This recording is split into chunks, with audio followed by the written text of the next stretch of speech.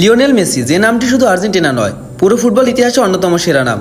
প্রায় 2 দশকেরও বেশি সময় ধরে তিনি আর্জেন্টিনাকে নেতৃত্ব দিয়েছেন, জিতিয়েছেন কোপা আমেরিকা ফিনালিসিমা এবং বহু প্রতীক্ষিত ফিফা বিশ্বকাপ। কিন্তু সময় কারোর জন্য থেমে থাকে না।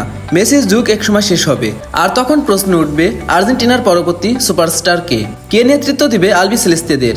কে হবে নতুন আইকন? কার পায়ে ভর করে আবারও বিশ্বজয়ের স্বপ্ন দেখবে আর্জেন্টিনা? আজকের ভিডিওতে আমরা আলোচনা করব 2030 সালে আর্জেন্টিনার সম্ভাব্য সেরা 5 জন ফুটবলার নিয়ে।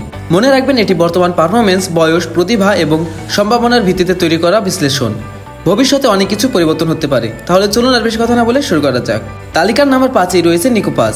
আর্জেন্টিনার এই তরুণ মিডফিল্ডারকে অনেকেই ভবিষ্যতের বড় তারকা হিসেবে দেখছেন। তার সবচেয়ে বড় শক্তি হলো অসাধারণ বল কন্ট্রোল, দূরপাল্লার পাস, আক্রমণ তৈরির দক্ষতা, চাপের মধ্যে শান্ত থাকার ক্ষমতা। মিডফিল্ডে একজন খেলোয়াড় শুধু পাস দিলেই হয় না, পুরো ম্যাচে গতি নিয়ন্ত্রণ করতে হয়।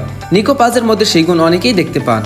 যদি তিনি ধারাবাহিকভাবে উন্নতি করতে পারেন, তাহলে 2030 সালে আর্জেন্টিনার মিডফিল্ডের অন্যতম ভরসার নাম হতে পারেন। তালিকার নাম্বার 4-এ রয়েছে আলেহান্দ্রো গার্নাচো। গার্নাচোকে আলাদা করে চেনার কারণ হলো তার গতি।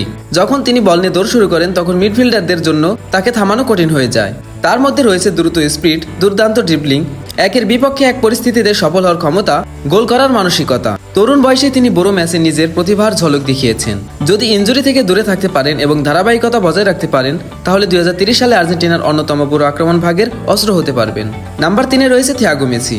এবার আসি এমন একজনকে নিয়ে যার নাম শুনলেই ফুটবল প্রেমীদের মধ্যে অন্যরকম উত্তেজনা তৈরি হয়। তিনি হলেন থিয়াগো মেসি। হ্যাঁ, লিওনেল মেসির বড় ছেলে। ছোটবেলা থেকেই ফুটবলের সঙ্গে বেড়ে উঠেছেন থিয়াগো। বিশ্বের অন্যতম সেরা ফুটবলারের কাছ থেকেই তিনি খেলাটি শিখেছেন। তবে এখানে একটি বিষয় পরিষ্কারভাবে বলা জরুরি, এখনও থিয়াগো মেসি পেশাদার পর্যায়ে নিজেকে প্রতিষ্ঠিত করেননি। তাই তাকে তালিকায় রাখা হয়েছে সম্ভাবনার ভিত্তিতে, নিশ্চিত ভবিষ্যৎবাণী হিসেবে নয়। অনেক ফুটবল ভক্ত বিশ্বাস করেন, যদি তিনি কঠোর পরিশ্রম চালিয়ে যান এবং নিজের প্রতিভাকে সঠিকভাবে বিকশিত করতে পারেন, তাহলে ভবিষ্যতে আর্জেন্টিনার জার্সিতে দেখা যেতে পারে তাকে। তবে শুধু মেসির ছেলে হয় যথেষ্ট নয়। আন্তর্জাতিক ফুটবলে সফল হতে হলে নিজের যোগ্যতা প্রমাণ করতেই হবে। যদি তিনি সেই চ্যালেঞ্জে সফল হন, তাহলে 2030 সালের মধ্যে তিনি আর্জেন্টিনার অন্যতম আলোচিত তরুণ ফুটবলার হতে পারেন। 2 নম্বরে রয়েছে এনজো ফার্নান্দেজ। বিশ্বকাপ জয়ী এই মিডফিল্ডার ইতিমধ্যেই নিজেকে বিশ্বের অন্যতম সেরা তরুণ মিডফিল্ডার হিসেবে প্রমাণ করেছেন। তার খেলার সবচেয়ে বড় বৈশিষ্ট্য হলো নিখুঁত পাস, বল দখলে রাখার ক্ষমতা, দূর থেকে শট নেওয়ার ক্ষমতা, পুরো ম্যাচ নিয়ন্ত্রণ করার সামর্থ্য। 2030 সালে তার বয়স ও অভিজ্ঞতা দুই এমন পর্যায়ে থাকবে যেখানে তিনি দলের অন্যতম নেতা হিসেবে ভূমিকা রাখতে পারেন।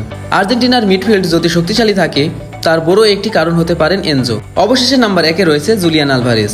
বর্তমান সময়ে তিনি আর্জেন্টিনার সবচেয়ে গুরুত্বপূর্ণ ফরওয়ার্ডের একজন। তার খেলার সবচেয়ে বড় শক্তি হলো গোল করার অসাধারণ ক্ষমতা, প্রতিপক্ষের ডিফেন্সে চাপ সৃষ্টি করা, টিম ওয়ার্ক, বড় ম্যাচে আত্মবিশ্বাস। তিনি শুধু গোলই করেন না, সতীর্থদের জন্যও সুযোগ তৈরি করেন। যদি আগামী কয়েক বছর একই ধারায় এগিয়ে যেতে পারেন, তাহলে 2030 সালে তিনিই হতে পারেন আর্জেন্টিনার প্রধান তারকা এবং দলের সবচেয়ে বড় ভরসা। তো এই ছিল আমাদের সেরা 5 তালিকা। তবে এই তালিকার বাইরেও আরও কিছু তরুণ ফুটবলার রয়েছে যারা ভবিষ্যতে বড় তারকা হয়ে উঠতে পারেন।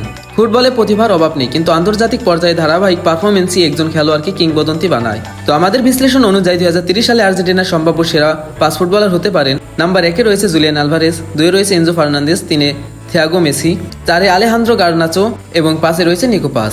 এখন আপনাদের কাছে একটি প্রশ্ন, আপনাদের মতে 2030 সালে আর্জেন্টিনার সবচেয়ে বড় তারকা কে হবেন? থিয়াগো মেসি কি তার বাবার মতো ইতিহাস গড়তে পারবেন, নাকি অন্য কেউ নতুন কিংবদন্তি হয়ে উঠবে? আপনার মতামত অবশ্যই কমেন্টে জানাবেন।